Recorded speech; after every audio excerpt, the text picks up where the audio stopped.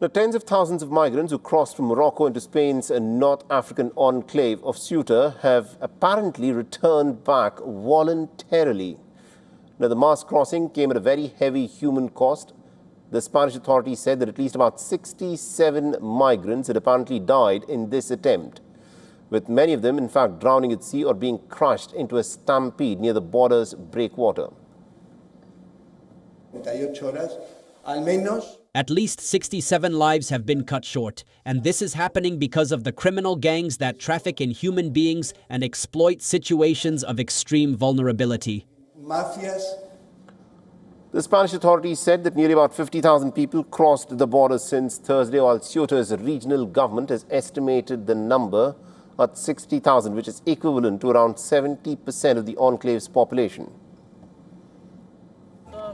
I am going back. There is nothing to do here. Locals of Ceuta have treated us badly. We are hungry. Shops are closed. There was nothing. The Prime Minister Pedro Sánchez visited the location on Friday, describing the mass crossing as a violation of Spain's territorial integrity. He blamed the traffickers for spreading false expectations amongst young Moroccans. The Spanish government has said that the surge was fueled by misinformation after a recent Supreme Court ruling that migrants arriving by sea could not be immediately deported.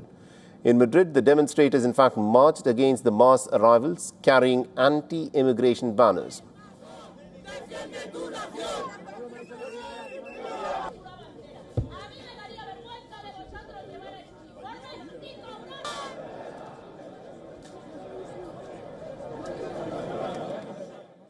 This is an invasion, a premeditated invasion accepted by Sánchez, who is the biggest traitor Spain has ever had, who is selling out Spain.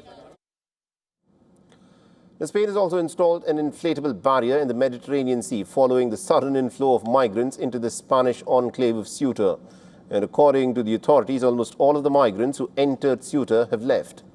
On the Moroccan side, thousands have continued to gather near Fenech, hoping to reach Europe. The Moroccan security forces used water cannons and tear gas to push back crowds, while clashes left vehicles burnt and roads littered with debris. Remember, the crisis has also triggered a diplomatic row across Europe. Now, Italy has called for Spain to be suspended from the Schengen area, a demand later echoed by Finland and supported by Denmark. The Schengen area is a passport-free travel zone covering 29 European nations with no routine internal border checks. France has also announced tighter border checks with Spain, and Portugal has said that it will strengthen controls along its southern frontiers. Meanwhile, the US President Donald Trump has described the scenes in Ceuta as nothing less than an invasion. You know, I saw Spain yesterday, and I watched the catastrophe that took place. It looks like an invasion of a country by hundreds of thousands of people. And that same thing's going to happen to us if the Republicans don't get elected, except worse. Much bigger, much easier to get into.